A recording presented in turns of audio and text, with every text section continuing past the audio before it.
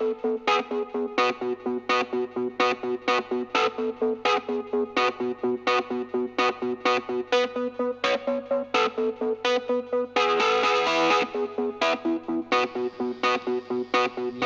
on YouTube. This will be a kind of a test, I guess, to see how this works if you've never used it before. So I am Barry from Copper vs Glass, and I'll let my brother introduce himself. And I am Michael from Copper vs Glass. Excellent. So I guess the reason why we're here today is because we got a question on the blog, which, by the way, thank you for everyone for watching and subscribing. We've had more success than I was kind of thinking, but hey. So yeah, we had a question from user... I think it's I like to pwn, spell I-L-Y-K-2, the letter 2, P-W. I'm guessing it's I like to pwn, so... Okay, cool. And it was a question basically asking... oh, sweet. Nice. So it was a question. It was a question basically saying, can you compare your experiences between the Galaxy Nexus and the iPhone? Now, to that user, I like to pwn. I don't know if you know, but we are two separate people, and we don't actually own the same products. I did, however, before my Galaxy Nexus, I had a Galaxy S2, and then before that, I had an iPhone 3G. But Michael has been the hardcore iPhone person who's been doing all the iPhone videos on the site. Yeah. So I guess what we'll do is we'll just go through and talk about why we have what we have and why we like them and why we don't like them. So why don't we get started on the iPhone? Michael, why don't you talk about why you like the iPhone's hardware? Oh, jeez. Because it's like the most pretty phone ever. No, the glass front and the glass back and the aluminium steel band and thing, I just think it's kind of unmatched in terms of kind of design and kind of just the engineering that goes into it. I think it can't really be beat, and the fact that there's not really any plastic like components or anything on it, which is kind of, you know, I prefer kind of, it's real heavy and stuff, and I know it's... So you love the glass. Does that do really well when you drop it on a concrete floor? Well, I have a case. But no, I've never dropped it, touch wood. I've never dropped it, but... You've dropped it when you've been with me before, so I think you have dropped it. Yeah, but that was in the case too. So that was alright. But you can get these, you know, get a bumper. Okay.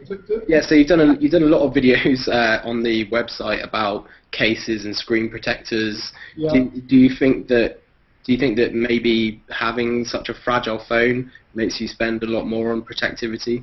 If that's the word. I'm going to say yes, because I'm like just some sort of case collector. I'm like a crazy cat guy, but with cases, I've got like literally about 20 or 30 cases. Really? Is that exaggerating a tiny little bit? No, literally, I can see 7 in my lounge. They litter your house. They're just lying around everywhere. They're like... Yeah, I've got 2 on my desk and over there. But no, again though, I don't buy a case to protect my phone. I buy a case because it looks nice. So I don't actually have like this fragile glass, you know, really easily breakable phone. I buy a case because it just looks really nice, not that it will protect it. For instance, just a snap-on case. I bought it because it was blue. And if I put that on, then it's not going to scratch on the back, but if I drop it, it's still going to smash. Yeah, one of the things I find about the iPhone is that probably the most vulnerable parts of it are the corners. If you drop it face down on its back, it's probably going to be okay, but if you drop it on the corner, you've had it. I've dropped it on, well, a little bit on the corner, can't really see it very well, but there was like a little dent on the edge of the screen. It didn't crack the glass, but I thought it was going to, but there was a dent where the plastic's kind of, well, the rubber bat, steel band even, has kind of dented. It's aluminium, actually. Aluminium? Or aluminum for our American listeners, if they are. Aluminum. Okay, so I guess so that will kind of move me on to mine. I've got my Galaxy Nexus here, which I've done a review on because it's quite new, and it's the kind of polar opposite of what the iPhone is. I mean, if I take off the battery cover on here, you can kind of see what we're looking at here. This is kind of, you know, so it's kind of it's plastic, but I think the reason why I like it and it's plastic is because if I do drop it, and I have, onto a concrete surface, then I know that I'm going to at least have a phone that perhaps just bounces and comes apart a little bit, and I can just click it back together again. Is the back not fling off if you drop it on the floor? If I drop it on the floor, the worst that's happened to it so far is that the back has popped off probably about half, just like that, and then what I need to do, of course, is just click it back into place, and then it's fine again. The screen, I did buy this second hand. It was completely mint when I bought it, and it still is. And you know, have a protect on it. Pardon? You don't have a protect on it. I have no protection on this whatsoever. I'm going commando, so I don't have a case. On my Galaxy S2, I used to have a screen protector, and I bought several different cases for it. But on this, I don't feel like I need to. I just kind of deal with it. And also, isn't it, because it's curved glass, isn't it? It is curved glass, yeah. I don't know if you can see it on the video. It is very slightly curved, which is quite nice, and it's quite a good design aspect. And it is actually thicker at the bottom than it is at the top. It's got a quite tapered design, which is quite nice. So you technically might not need a screen protector because it's curved. If you put it down on a flat surface, it's not actually going to be touching the surface. Exactly, yeah. But the glass, actually, interestingly, the glass on the front does actually kind of have almost like a little bit, the glass is actually slightly raised outside of the plastic side, so it's a little slight curve to the glass on the outside, so the glass does technically protrude from the plastic body a tiny little bit. So yeah, so I guess moving on from how they're built, the most important thing, I guess, the camera.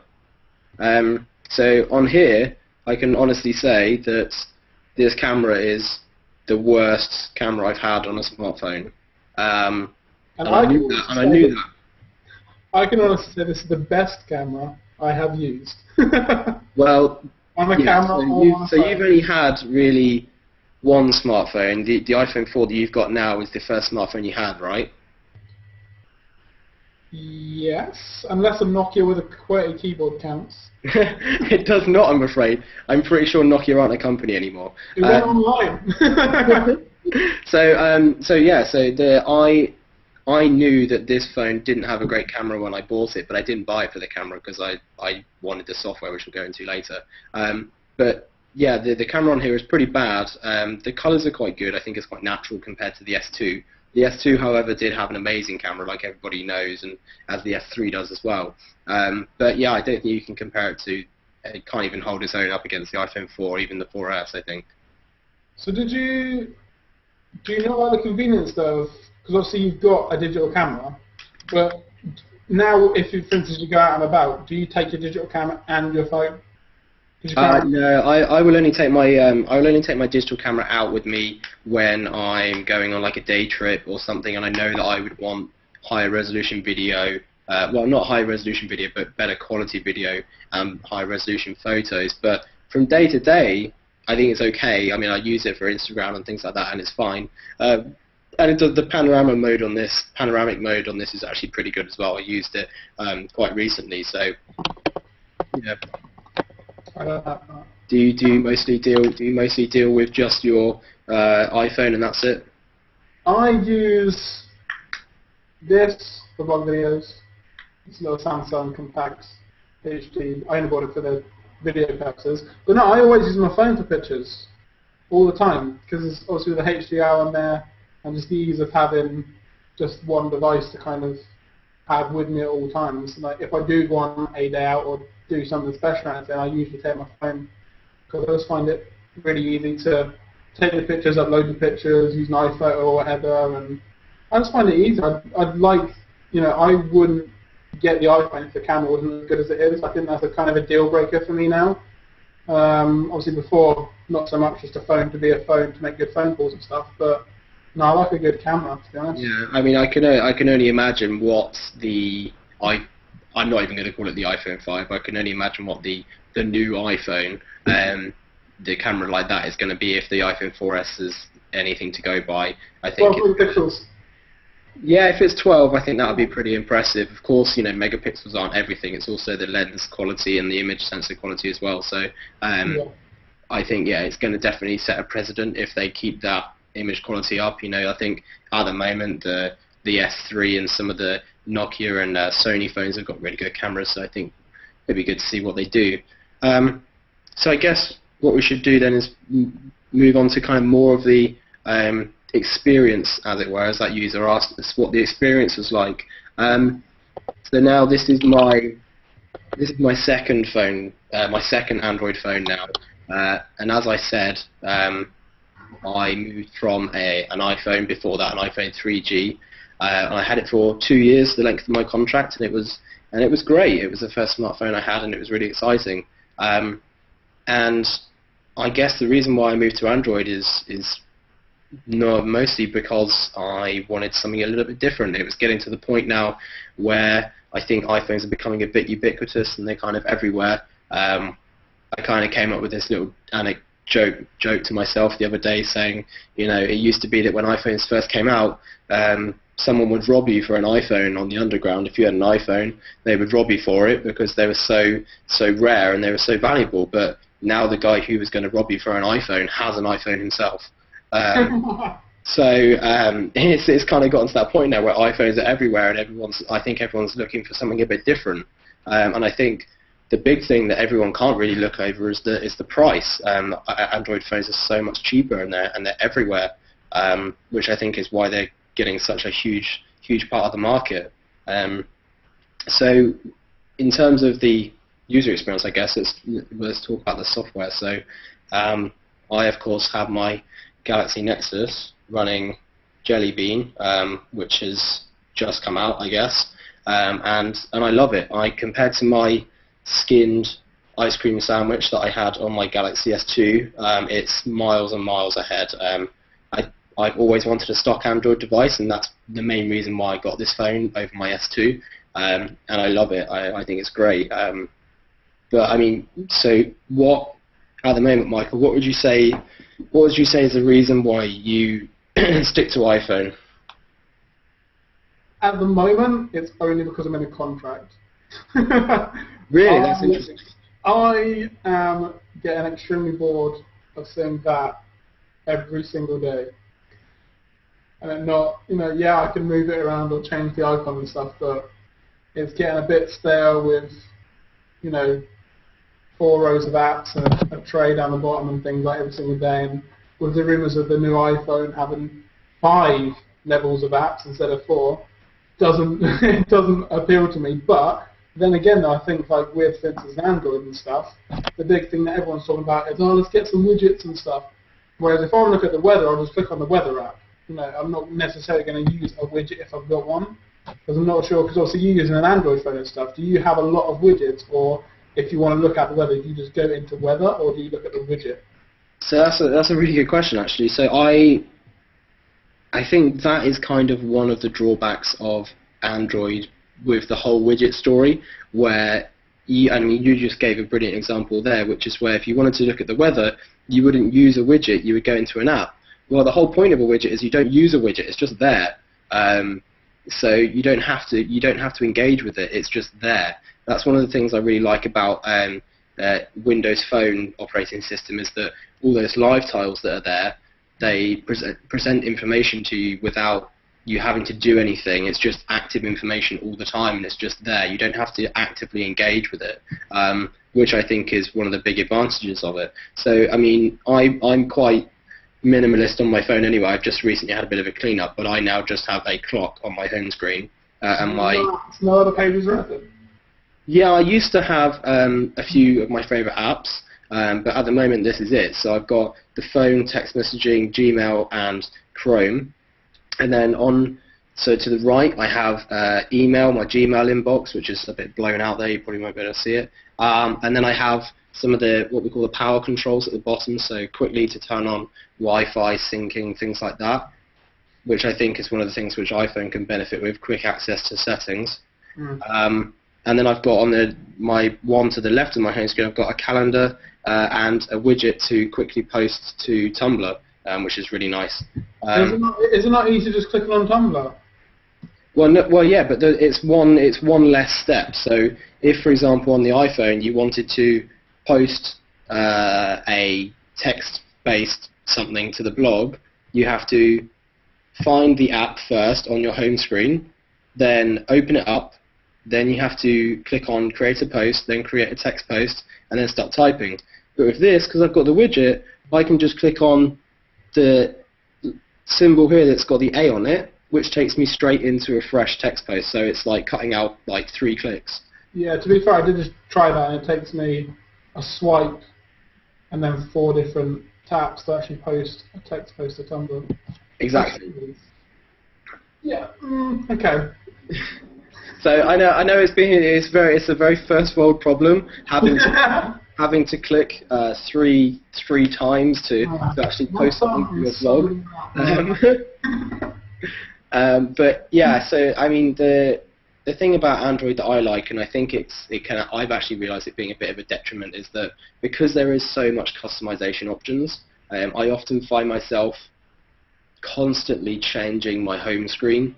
So I will set it up in a certain way, and then 2 days later I'll completely change my mind and be like, oh no, I want to clear everything off and start again. I'll put that widget there, I'll put that widget there, and I never really have it set in the same position for more than like a week. Whereas iPhone, I feel like you probably can just set your icons out how you want them, and that's just it. Yeah, well, my home screen is always exactly the same. So it's got all the stock Apple icons, and then things like calendar, compass, and things are in the little kind of utilities folder, and I've got everyday apps like Facebook, Twitter, and Tumblr, etc. And then which is weird. So why don't you have your most favourite apps on the home screen? Because I like having all the Apple specific apps on the home screen. Again, it's just a weird little thing that I do, because I use pretty much all of the stock Apple apps, so messages, calendar, photos, camera, clock for my alarm, maps, contacts, and so on. So I always have kind of like on my everyday folder, which has got stuff that I use on a daily basis. But again, it is on the home screen, just in the bottom of the home screen. It is on the home screen, but then obviously the rest of my apps are just kind of laid out, just page after page, obviously alphabetically. But no, obviously alphabetically, because that's what everyone would do. Yeah, that's why they wouldn't. It makes lots of sense. But because I've got on Android, it sorts the apps automatically for you anyway in alphabetical order in the app drawer. So. Well, I've got really strong thumbs from doing my automatic. But no, I've got 10 apps in my everyday folder. So obviously, if I was to put those on the home screen, it would get rid of a lot of apps that I use from Apple. So that's why I keep them in the one folder, and obviously if I want to just go to Facebook, I just click everyday Facebook. And how many apps do you actually use that come on the phone? Do you use the Stocks app every day? To be honest, I know that sounds kind of weird, but yes. No, you don't. If you look in my Stocks app at the moment, I've got Apple, Google, Microsoft, Sony, and Nintendo. Because you have shares in all of those companies. No, I don't necessarily have shares, but I like to see, for instance, Apple stock went up $3.29 today. But what benefit does that give you to your life? You have no need to check that every day. Nintendo's stock, that went down 28 cents. So that's because Nintendo is a failing company and everyone knows. I don't necessarily keep track of the stocks, and I don't have any stock in any of these companies. I literally, because I've got it on the notifications too, scrolling across. I just generally on maybe like a daily basis go, oh, Nintendo's doing really rubbish, Apple got some more money kind of thing. But yeah, but apart from that, I don't use the compass or the calculator or voice memos. Game Center's a waste of time. I do use reminders because obviously the geolocation, when you get home it goes, oh, you're home now, don't forget to do this and that. Does that actually work? It does, it works really well. I know, for me, I use it all the time. If I'm at work, which isn't that far away anyway, but if I'm at work, literally I just say, okay, set a reminder when I walk in the back door to put on some washing, cook some food or anything like that. And it does actually work. Once I get in the door, it literally buzzes and tells you. So I use that a lot, but I just but then again, I do have a lot of apps that I've downloaded that I don't use as well. See, that's the thing. I find myself, I don't know why, but for some reason I find myself a lot on my phone, downloading apps, using them, and then unlike perhaps I think what you do, if you don't necessarily find yourself using an app on a daily basis, you don't have it on. You still keep it on your phone. But I delete it if I don't use it. Yeah, well, I did used to do that, but then it got to the point where I've got. Let me just double check. Okay, I didn't realise it was that much. Okay, I've got 347 apps In your iTunes library. in my iTunes library. That's a little bit insane. I have. Is that not like 10 million gigabytes? Wait there. So I do have 60 apps on my phone at any one time. That's insane. I've got 60 apps on my phone. Oh, including my everyday apps, 70. See, and this, I think this really gets down.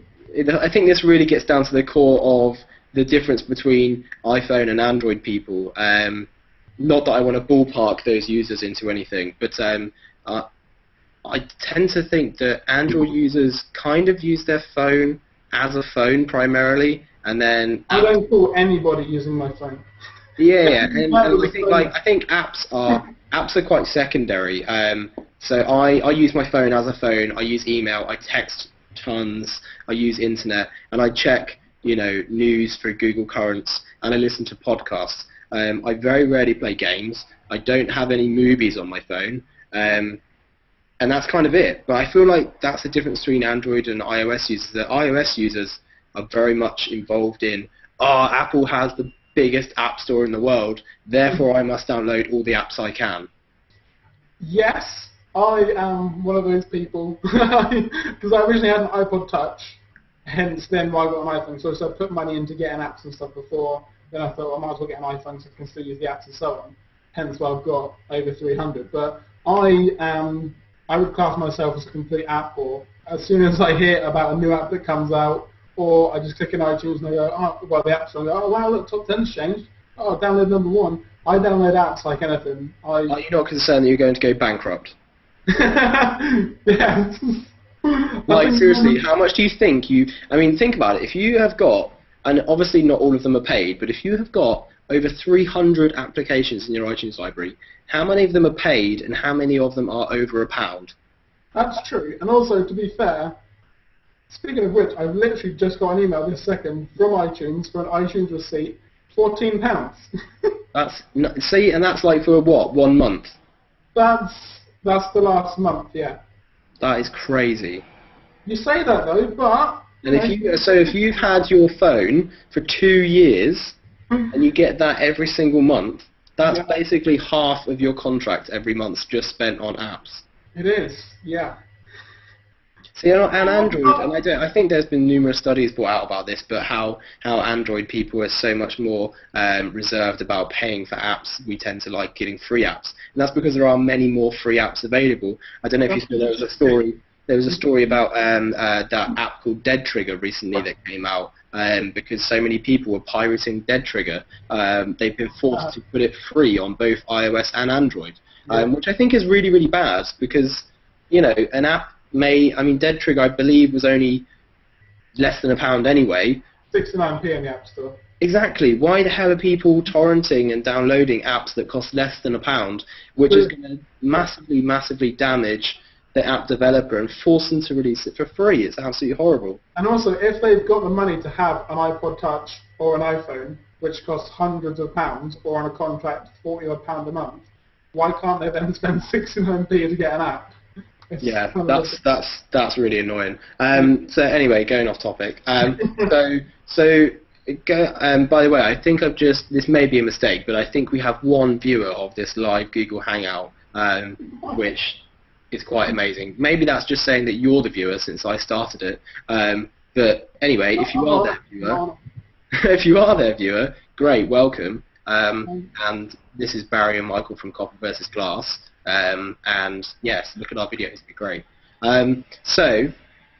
User experience on the iPhone and Android. I think one of the biggest user experience issues I have with Android at the moment is that Google does offer, apparently, in the settings of the phone, they offer to back up your phone's data so that if you did erase your phone and reinstall everything, it will restore everything back. Now, it's really oddly worded because they say it does most things, but it actually doesn't do hardly anything. I did it the other day because I had to just reset my phone, not because I had to, but because I wanted to. I want to clear it out. But essentially, when I did it and I restored my phone, pretty much all it did was just re-download the apps back to the phone. It didn't re-download the app data back into the app, so I lost game saves. It doesn't restore text messages, and it doesn't restore call logs or anything like that. It does recover things like Wi-Fi passwords and things like that, but that's pretty much it. Now, it's nothing compared to iCloud, which of course will back up text messages, app info, photos, everything. So I think that's kind of bad. So I had to download an app that backs up my text messages, which I then emailed to myself. Then I reset my phone, and then I got them back again because I don't want to lose my text. But yeah, app info I think is a big one as well, because they say that some apps, depending on how the app is developed and made, should use this system to save app data to your account. But I haven't found a single one that does yet. So I think that's a big downside. That's another, again, not to be an Apple fanboy or anything, but things like iCloud and iTunes. Another reason why I got an iPhone is because I use iTunes for everything. I put all my movies, music, and obviously I've got all my apps and everything in there. So if I ever need to restore my phone or anything, I've got everything backed up on my computer. Plus, like you just mentioned, iCloud, literally, if I restore my phone, go into iCloud in the settings, click on contacts, all my contacts are back on my phone in like no time at all, same with apps and so on. So I think for general kind of backup purposes and things, again, I personally prefer the iPhone just because it has something like iTunes to kind of keep everything all together for all of your devices, be it your iPad, your iPhone, and I think I don't know if I'm right in saying, but there's not really anything that does that for Android, is there? Like software? Yeah. So, I mean, I personally don't like the fact that iPhones are so tied to iTunes. So I really don't like to have just a place that everything has to kind of hook into. So I think obviously we know everything's going into the cloud and things like that. So that's a different conversation. But yeah, Android, there isn't really any app that you can get that will allow your Android phone to sync to your computer. I believe the only one there is an app called Double Twist, which essentially is an app you install on your Android phone, which is kind of like a music and media player. And then there's a program you download onto your computer or on your Mac that allows it to basically, it sees your iTunes content and pulls it from iTunes through the Double Twist player and then onto your phone. But during that transition process, a lot of things get messed up, like cover art sometimes doesn't work, and playlists and things like that. Movies, for example, you have to transcode them and pull them across, and it's very laborious. So I think for someone like me, I do have my iTunes library in iTunes. I have an iTunes collection, be it only like 200 songs.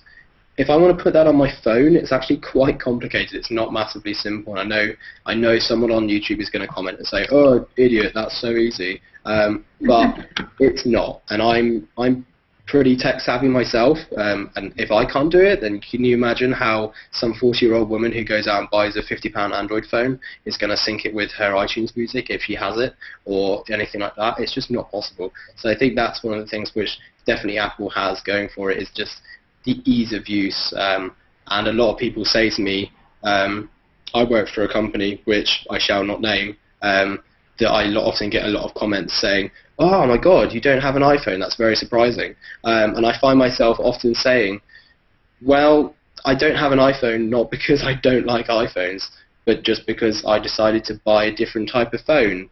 Why do some people buy Ford cars over Honda cars? Not because Fords are necessarily better, although some people will argue they are, but because they made a personal decision not to choose a Honda. It's not because I hate Hondas, it's because I wanted to buy a Ford.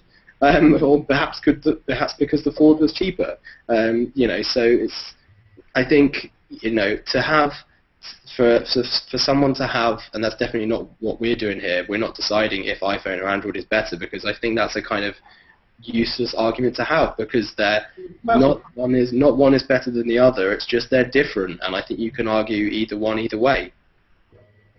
Again, with the kind of, because I think with the one thing that I opened up, obviously, for instance, a lot of people get iPod touches and stuff, again, because of iTunes, and the same with iPhone and so on. But I think with iOS 5 as well, being able to use the phone out of the box, I think that was kind of like a big step. Obviously, loads of other people have been doing it for ages, but because I know people that have had an iPhone for 2 years and have never hooked it up to a computer.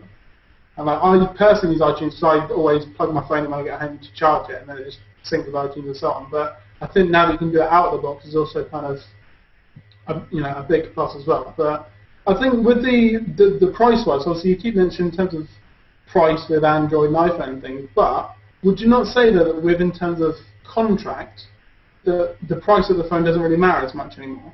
Because when you go into, for instance, a Vodafone or any kind of phone shop, the price of the phone is either a small amount or free, but the actual contract, what you pay each month, is usually roughly about the same.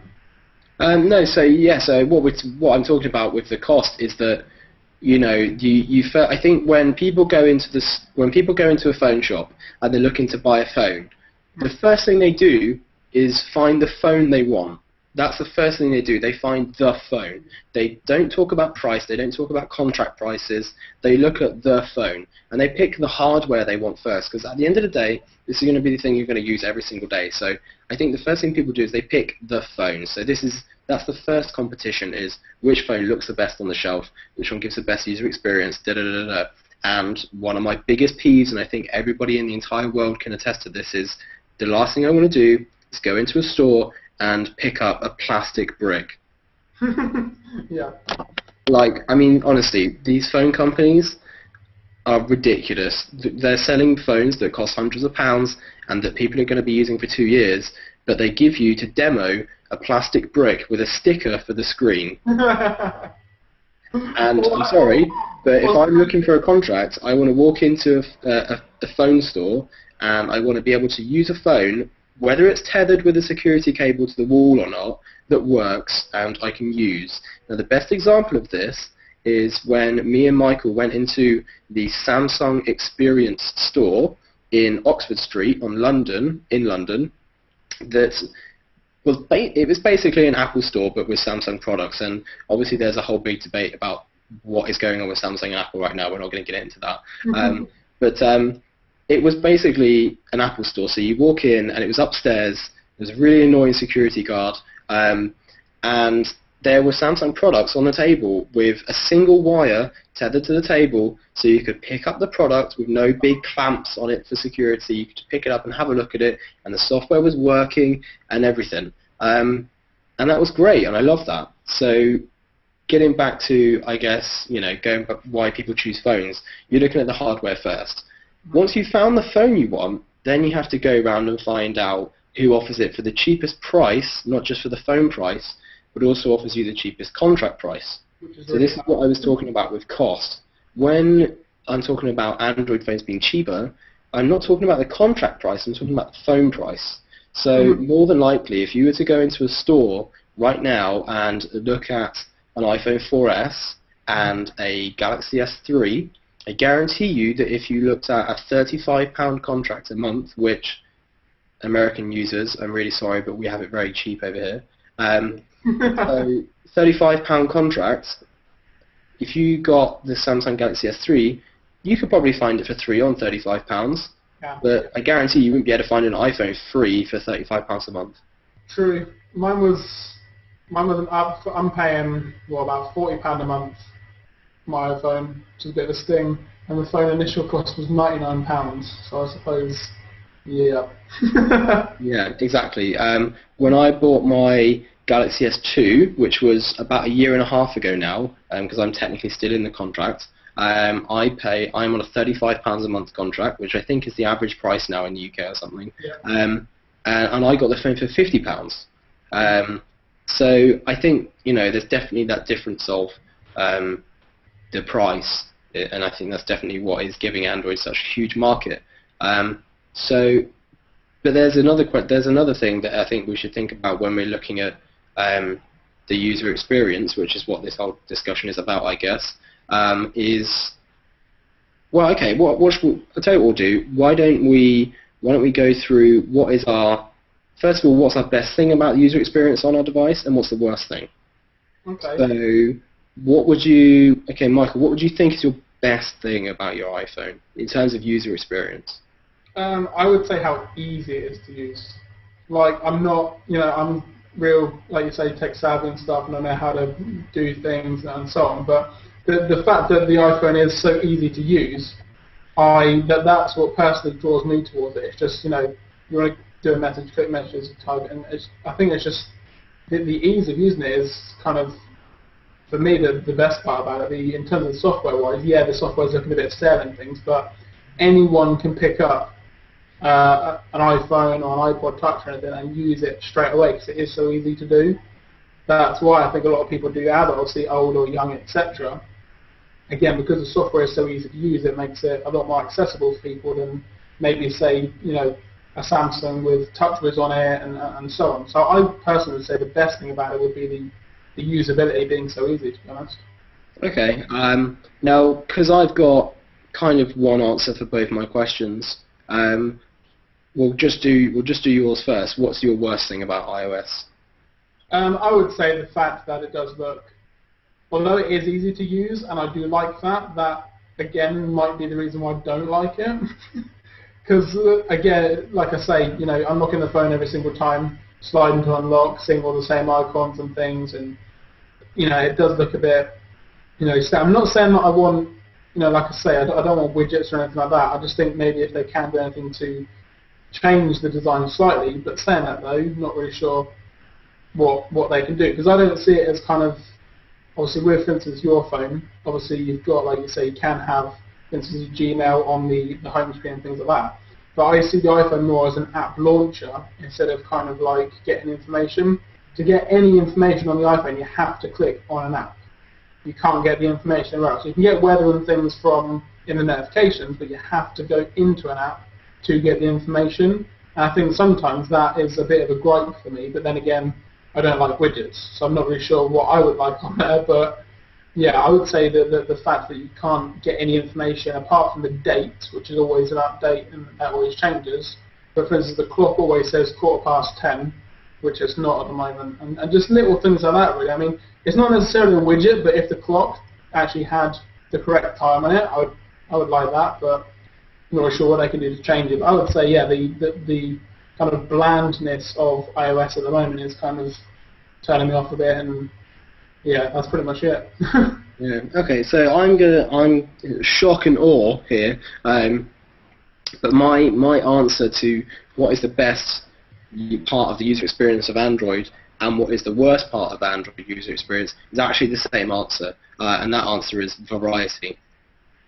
So the best thing about Android is that it gives me variety in how I can use it. It gives me variety in what software there is available, and it gives me variety in the hardware that's available as well when I'm looking for a phone. If you want a phone with a QWERTY keyboard that slides out, you can do that. If you want a flip phone that runs Android, I'm pretty sure you can do that as well. If you want a large, huge phablet, like 5.5 inches, you can do that as well.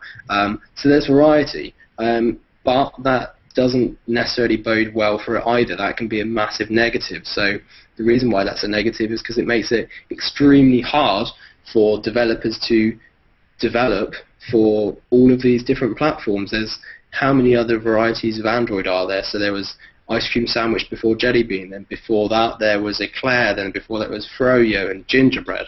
And most phones are still running old versions of Android. The only way you can get Jelly Bean now is on one phone, officially, which is on the Galaxy Nexus. And the variety in terms of screen size as well makes it massively difficult for people to make apps for it as well, because you have to code for all these different sizes of screens. So I think it's a good thing and a bad thing. It's a good thing because you get choice, but it's a bad thing because it makes it massively difficult, and that's why I think a lot of Android developers are switching between Android and iPhone, because iPhone is one phone and it's one screen size, and it's, okay, you have different processor speeds between the phones, but other than that it's basically identical.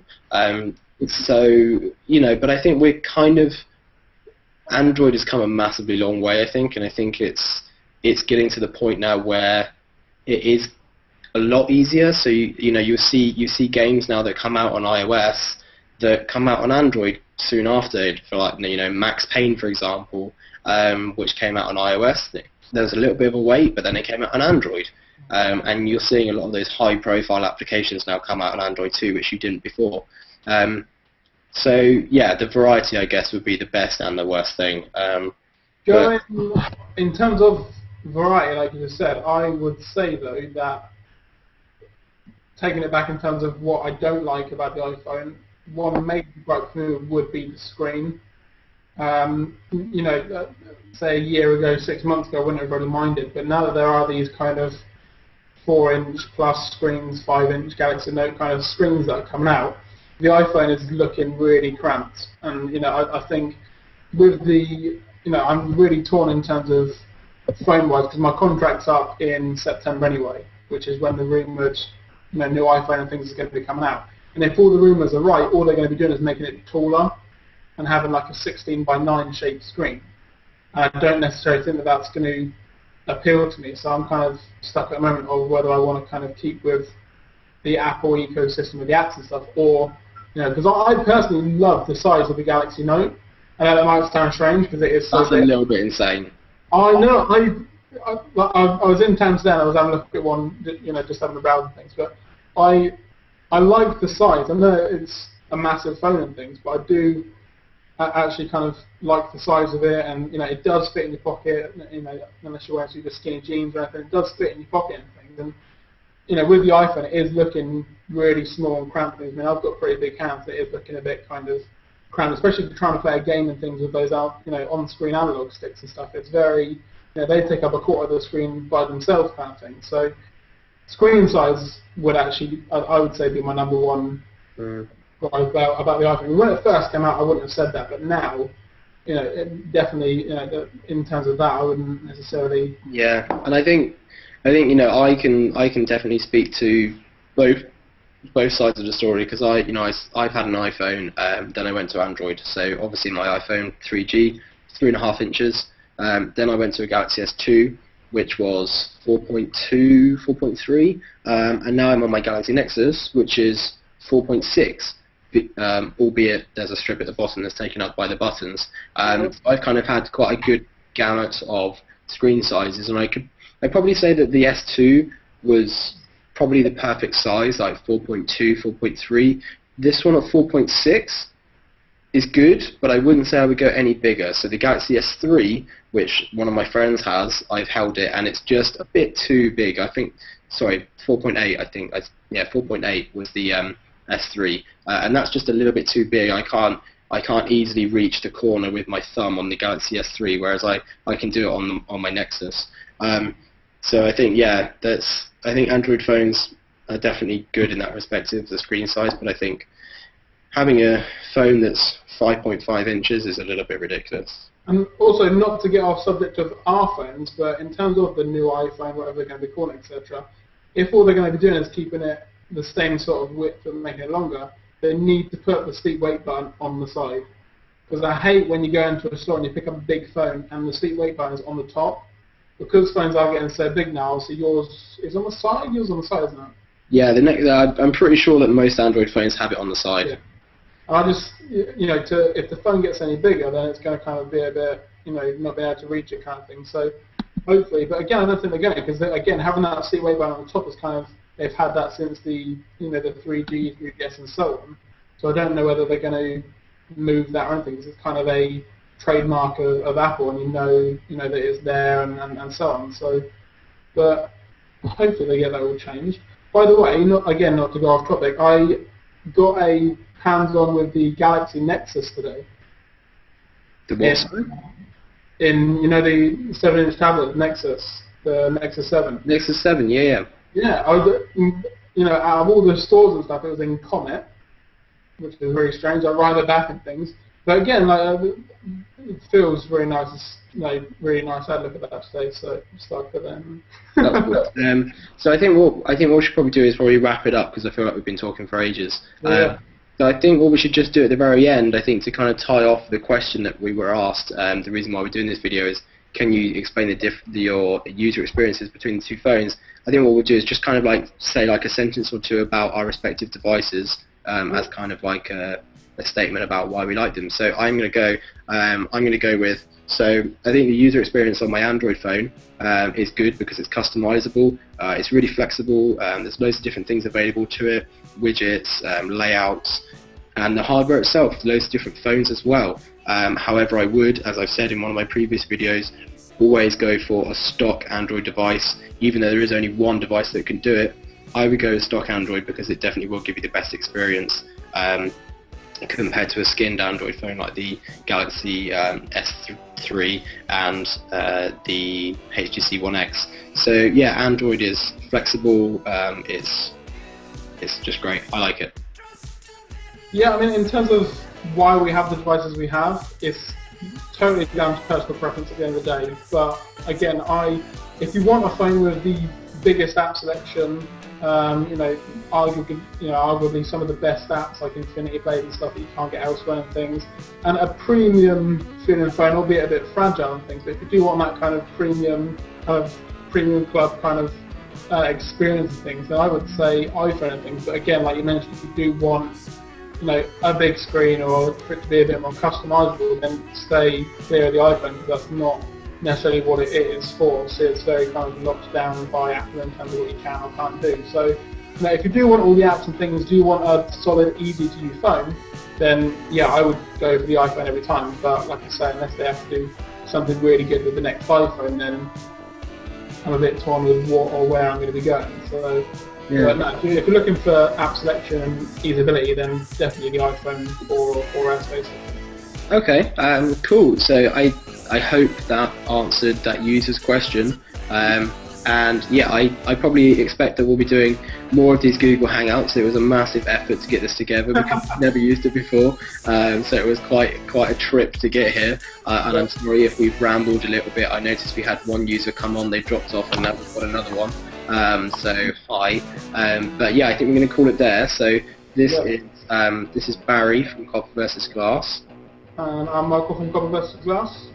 Excellent. And I guess we'll catch you guys later. I'm going to end it now. See you later. Bye bye.